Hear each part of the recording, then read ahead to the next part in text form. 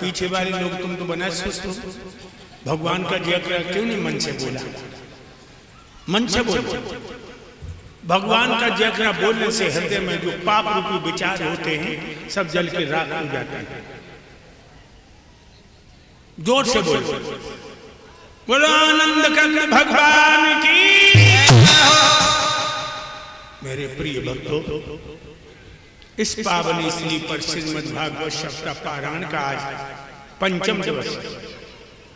हमारे ज्येष्ठ भ्राता श्री जय सिंह यादव, इनके सुपुत्र कैलाश यादव, कैलाश की पत्नी प्रेमलता यादव और धारा भैया की पत्नी सुनीता, विजय की पत्नी आशा, सब ने मिलकर के इस अनुष्ठान को रचवा करके आप जैसे पंच भौतिक शरीर में अवतरित पुण्यात्माओं को यहां बुलाया। और हमारे संत भगवान इन्होंने भी आकर के मेरे कथा का रंग बदला है, क्योंकि संत मिले ना हर मिले रही अंतर रेख। जब संतों के दर्शन होते हैं तो समझो परमात्मा के दर्शन। मेरे भाइयों, जिस परमात्मा ने हमें यहां बुलाया है, वास्तव में ये परिवार सतयुगी है। प्रधान जी, कैलाश भैया, विजय भैया और श्री नारायण भैया, ये सब लोगों ने मन से यज्ञ को रचवाया। अभी आप लोग हमारे शिष्य के मुंह से भगवान की पावन गाथाएं श्रवण कर रहे थे। श्री सुखदेव जी राजा परीक्षित को बता रहे हैं, परीक्षित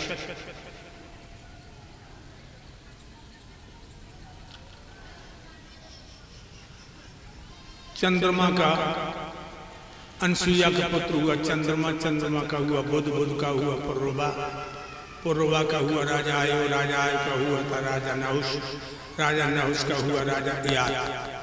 और इयाद के यदि तुर्वस दो पुत्र हुए हैं, जो देवयानी से वो अनुधुरु पुरु ये शर्मिष्ठा से। तो जो यदु हुए हैं उनसे हमारे यदुवंश चला है, हमारा यादव वंश। और यदु की 56 पीढ़ियों बाद, यदु की 56 पीढ़ियों बाद मेरे इस यादव वंश में भगवान श्याम सुंदर मुरली मनोहर कृष्ण वासुदेव का जन्म हुआ।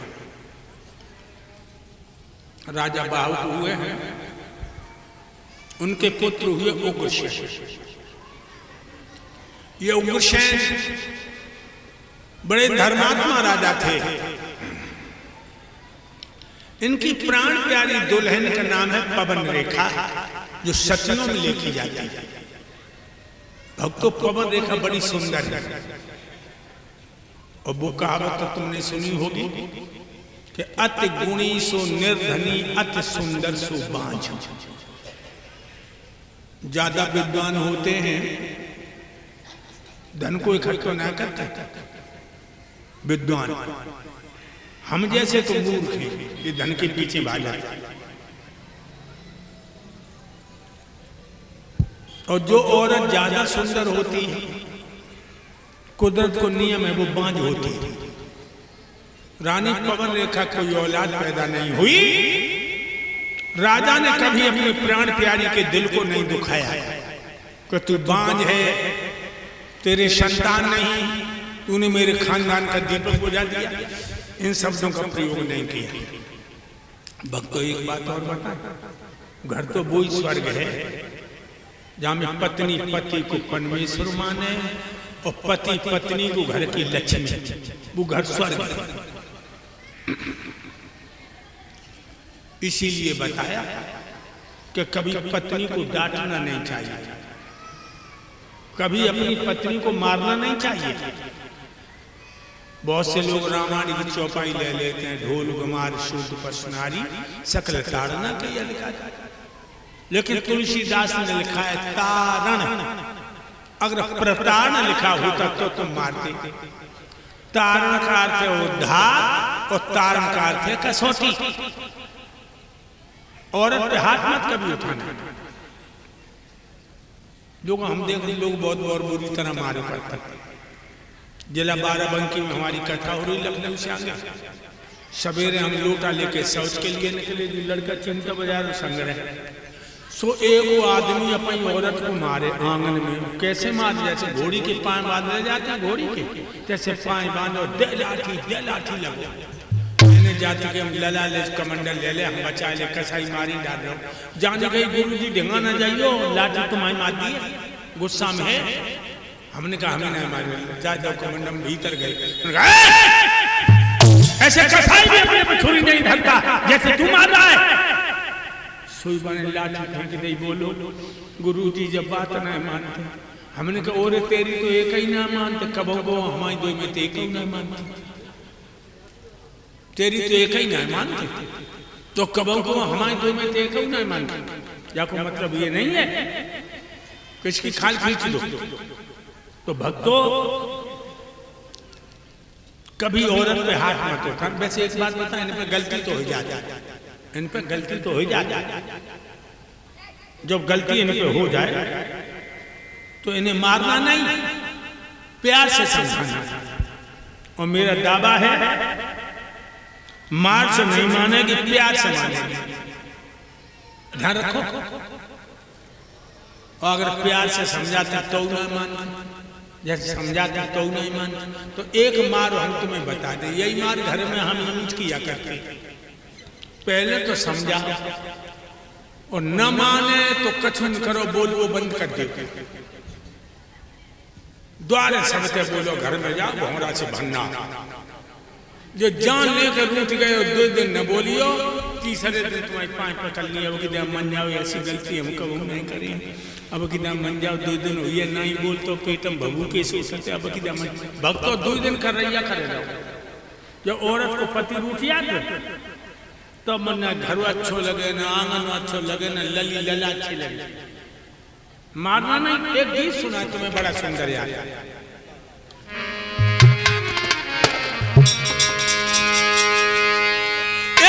जिस घर अंदर नारी जाति का होता सम्मान रहे, और वो घर में से समझो भाइयों देवों का